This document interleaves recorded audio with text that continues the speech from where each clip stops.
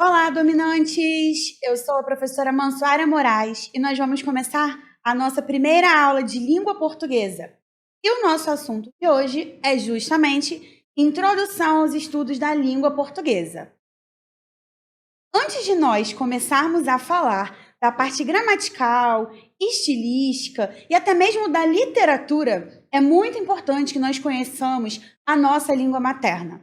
Para isso, eu preparei para vocês um resumo para que nós possamos nos aprofundar nos estudos da nossa língua. Porque muita gente não sabe, mas isso é muito importante, tanto nos vestibulares quanto nos concursos, a questão organizacional do nosso idioma. Então vamos lá. A história da língua portuguesa. A evolução da língua é dividida em 5 períodos. Nós vamos falar um pouquinho sobre eles. O primeiro período é conhecido como pré-românico, surgidas a partir do latim vulgar, o sermo vulgaris. O latim vulgar ele foi o idioma levado pelos soldados para as áreas conquistadas no Império Romano. E o latim ele era o idioma oficial de Roma. Sendo que por que a gente fala latim vulgar? Porque era uma língua não considerada culta naquele momento, mas era uma língua falada pelas camadas mais pobres da sociedade. Era conhecida, inclusive, como língua de pastores. O latim vulgar era a língua falada pelas pessoas mais pobres. O período românico são as línguas que resultaram da diferenciação ou do latim levado pelos conquistadores romanos. Com as sucessivas transformações, o latim é substituído por dialetos. O português surge no século XIII. Então, aqui nós já temos uma transformação e os dialetos eles começam a ser desenvolvidos de acordo com cada região. O próximo período é o galego-português, que foi o idioma da Galiza, na atual Espanha e das regiões portuguesas do Douro e Minho, e permaneceu até o século XIV. Português arcaico é o idioma falado entre o século XIII e a primeira metade do século XVI. E o português moderno é o idioma falado atualmente no Brasil e nos demais países lusófonos. Algumas coisas que são importantes de deixar aqui registradas são o seguinte: quando nós falamos de línguas românicas, nós estamos nos referindo ao português, ao francês, ao espanhol, ao romeno.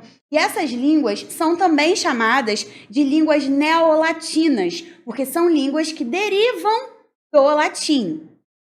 Uma outra coisa interessante também de ser registrada são os países lusófonos.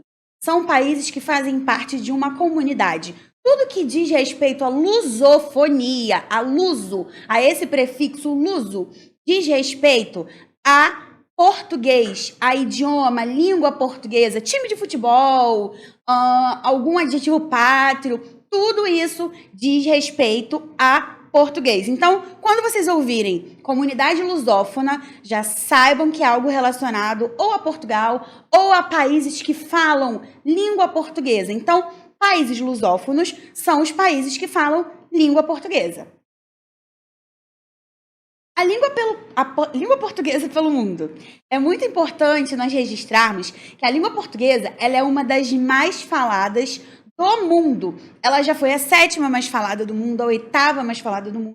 E atualmente ela é o 9º idioma mais falado do mundo. Tem 252 milhões de falantes. É a língua oficial de 9 países, divididos entre Europa, América, África e Ásia. O maior expoente em termos de extensão territorial e número de falantes é o Brasil. Além disso, é a língua mais falada no hemisfério sul. Porém, o idioma tem status oficial em Angola, Moçambique, Guiné-Bissau, Timor-Leste, Guiné Equatorial, Macau, Cabo Verde e São Tomé e Príncipe. Além disso, nós ainda temos outras regiões, como Goa, Macau, que também têm a língua portuguesa como oficial. A língua portuguesa no Brasil tem uma história um pouco complicada. Nós aprendemos na escola, nos anos iniciais, que os portugueses chegaram aqui E nós aprendemos num processo, né, um pouco eufemístico, por assim dizer, né, que eles trouxeram o seu idioma, e aí todo mundo começou a falar português, mas foi um pouquinho diferente. Como nós sabemos, em 1500, quando os portugueses chegaram aqui, nós tínhamos os povos nativos, como costumou-se falar, né, com muitas aspas aí, né, índios. E os povos nativos, por que povos nativos? Porque também não era só um povo, eram vários povos. Esses povos, eles tinham as suas próprias organizações, eles tinham as suas próprias línguas, eles tinham as suas próprias linguagens, porque a gente entende aqui que a linguagem, ela não é apenas a fala, eles tinham também a linguagem gestual, a linguagem corporal, todo um processo de linguagem espiritual e de crenças diferentes. E com isso, os povos nativos, eles já tinham os seus dialetos, eles já tinham a sua organização. E quando os portugueses chegaram aqui, em 1500, é óbvio que não houve essa comunicação facilmente estabelecida. Com o processo de colonização, sobretudo a partir de 1525, 1528, começou-se a tentar entender um pouco mais o que esses índios falavam.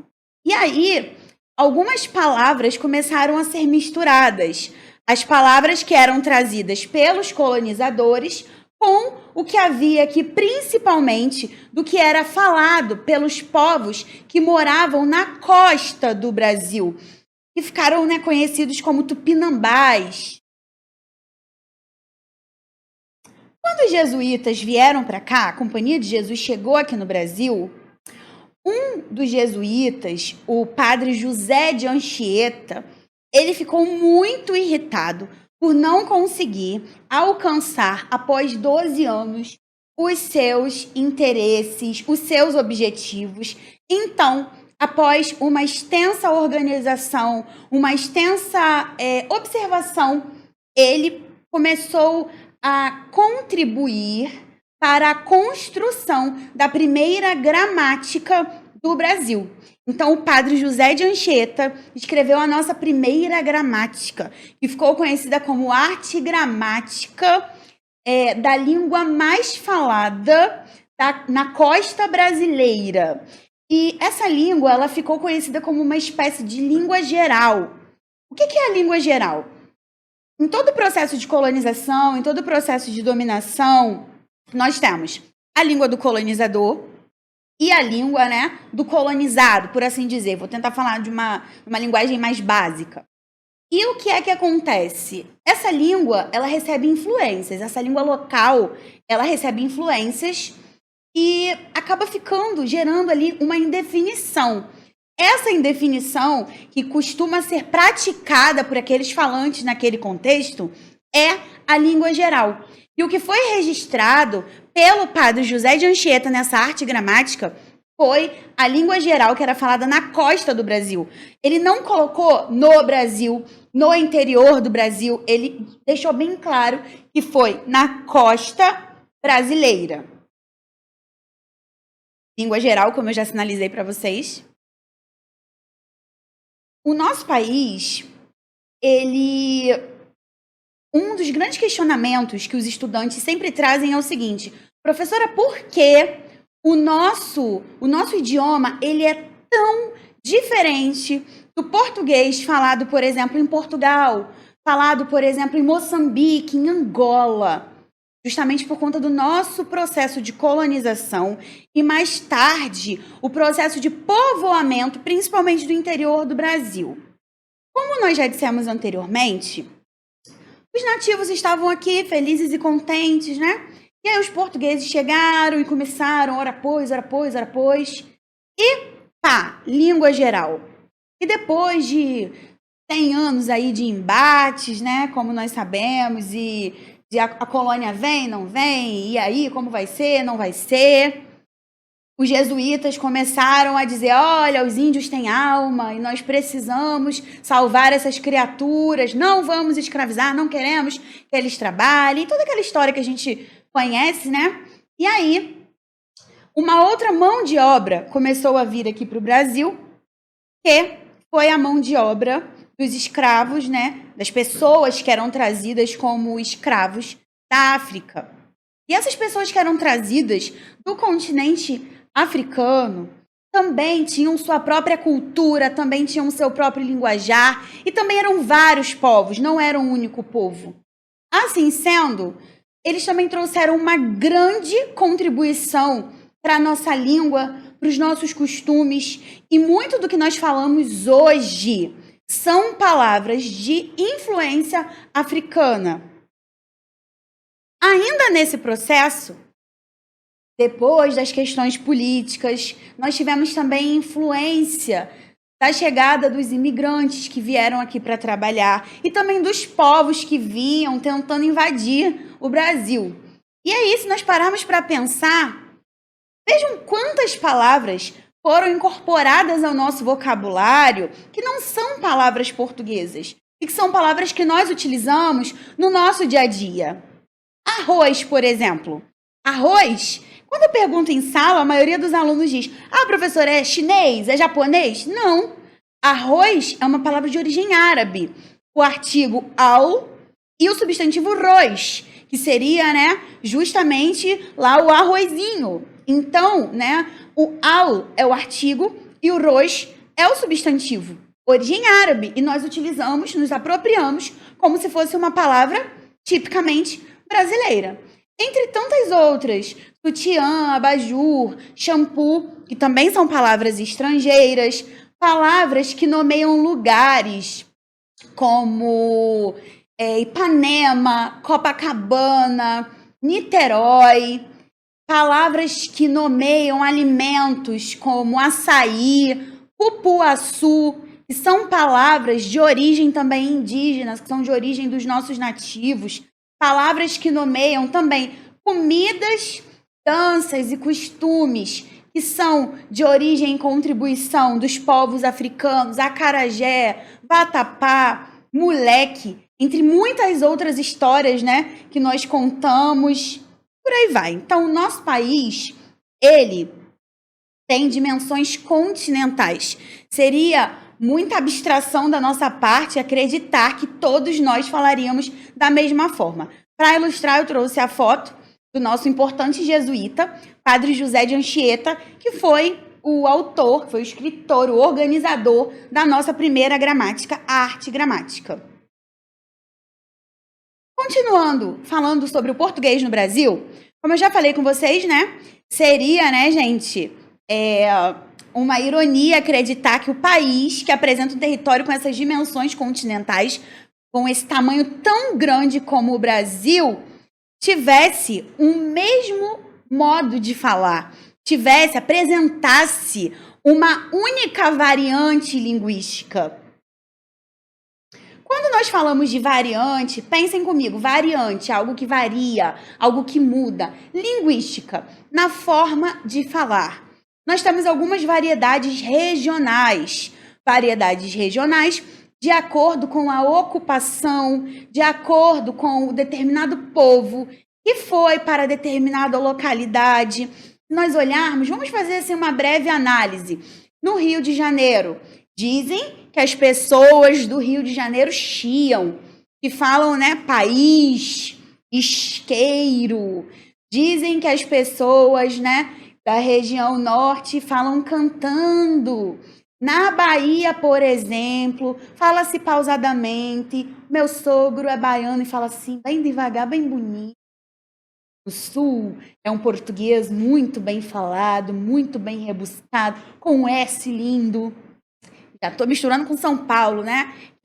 Se você parar para pensar, eu gosto muito dessa parte de linguística. Então, a porta e... Peraí que eu já me confundi. A porta e a porta. É a mesma porta, mas nós falamos de 3 formas diferentes, justamente por conta do processo de colonização, ocupação e desenvolvimento do território brasileiro. Então, quando nós falamos em variedades regionais, nós estamos falando dos vários tipos de falares, de dizeres da nossa língua, que nós temos de acordo com o histórico de cada região e de acordo também com outros fatores. Porque entram também nessa questão de variedades a escolaridade, a questão social, a questão financeira. Pessoas que têm maior acesso à gramática normativa terão, de acordo com as análises gramaticais, maior domínio da variedade padrão da língua. Pessoas que, de repente, não tiveram tanta condição de conhecer os mecanismos linguísticos terão uma outra variedade, uma variedade um pouco mais coloquial. Primeira coisa que eu quero aqui desmitificar na nossa aula, eu não quero nenhum aluno meu repetindo. Não existe erro gramatical, existe desvio gramatical, existe uma forma diferente de falar. Enquanto gramática, nós seguimos a gramática normativa, mas justamente por falar de variedades regionais, nós respeitamos os diferentes falares e acreditamos que há pessoas que cometem desvios gramaticais. Não há certo e não é errado. Se a gramática normativa pede uma coisa, ok, para o seu concurso escreva daquela forma. Porém, a linguística diz que se eu digo hospedar da bicicleta São de Prádego e houve a comunicação, não há que se falar em erro. Há que se falar em desvio gramatical e há que se compreender qual a variante desse tipo de fala, o que levou o falante a professar essas palavras dessa maneira, ok? Vamos lá, continuando. Gírias. Gente, uma outra coisa que está sendo muito usada no cotidiano, na verdade não só no cotidiano, né? Porque quando eu era criança, que não faz muito tempo, mas faz algum tempo, as pessoas já usavam gírias. Essas gírias, elas só têm mudado. E as gírias, elas também compõem a nossa língua portuguesa, porém, em conversas informais, não há problemas no seu uso, assim como a linguagem mais coloquial. Para concursos, redações, aí nós não podemos usar gírias, ok? A gíria, ela é um desvio da norma culta. E na maioria das vezes, são usadas palavras que já existem em um sentido diferente. Um outro componente muito forte da nossa língua são os estrangeirismos. Como o próprio nome já diz, estrangeirismo é uma palavra estrangeira, é uma palavra de um outro país. Eu vou dar alguns exemplos de estrangeirismos bem cotidianos. Shopping, mouse. Os portugueses, eles são muito preciosistas com a língua, coisa que nós brasileiros não fazemos com tanta frequência. Por exemplo, aqui no Brasil, a gente pega o mouse e chama de mouse. Lá em Portugal, eles falam rato, no sentido literal. Aqui no Brasil, a gente fala arquivo. A gente já portuguesou a palavra. Lá em Portugal, eles falam ficheiro. Ficheiro, algo que guarda fichas. Então, é muito importante nós sabermos também essa distinção. O estrangeirismo é a palavra estrangeira adotada no nosso vocabulário. E já há algumas palavras com grafia aportuguesada, como, por exemplo, skate. Já há linguistas que defendem que o skate não se escreveria mais com SK, mas se escreveria da forma em que falamos, com ESQ. Pode causar um estranhamento, mas já consta no nosso vocabulário oficial da língua portuguesa, o VOLP, escrito dessa maneira. Neologismos. Vou falar sobre os neologismos para fechar o nosso tópico. Neo significa novo. Logismo significa palavra. Dessa forma, nova palavra nos leva a pensar que isso mesmo, é a criação de uma nova palavra. É a palavra que ainda não está dicionarizada. Não é você pegar uma palavra que já existe e transformar, mas é você criar uma nova palavra. Eu vou dar um exemplo para vocês. Os adolescentes usam muito a palavra crush. A palavra crush, assim como a palavra self, essas duas palavras elas são estrangeirismos, porque são palavras muito usadas pelos adolescentes nos dias de hoje, que são utilizadas de outros idiomas. Não são neologismos, elas são empréstimos. Então, são estrangeirismos. são palavras do estrangeiro. Já os neologismos são palavras criadas. Vou dar um exemplo para vocês. Eu tenho uma aluna que cria verbos. E ela fala coisas do tipo... Vocês já devem ter ouvido alguém falando assim. Coisar. Eu vou coisar o negócio. Gente, não existe o verbo coisar. Não existe? Não existe o verbo coisar. É uma informalidade e ainda não foi dicionarizado. Sendo assim, é um neologismo. É uma palavra nova. Eu vou coisar o negócio. Eu vou negociar o negócio. Pensa. Se a palavra não existe, é um neologismo. Procurou no dicionário e não encontrou, é um neologismo. Algumas dessas palavras, elas acabam sendo reconhecidas posteriormente. Mas enquanto ainda não foram, neologismos. Meus queridos, o intuito dessa aula é, em primeiro lugar, que vocês compreendam que a nossa língua ela é muito importante, portanto, ela deve ser estudada, valorizada e respeitada como uma das mais faladas no mundo. Segundo ponto, eu quero que vocês entendam que a história da língua portuguesa é uma história de transformações e que a língua não é engessada, como nós vamos ver nas próximas aulas. A língua, ela é um instrumento vivo. A língua, ela é também uma ciência. Sendo assim, coisas que nós estudamos hoje podem ser modificadas daqui 5, 10 anos, justamente porque os falantes fazem a língua. Então, entendam que a língua, ela muda. A reforma ortográfica, ela veio para mostrar isso para nós. Desde 2009, muita coisa já era para ter mudado e tem pessoas que ainda têm dúvida se micro-ondas é com ou sem hífen.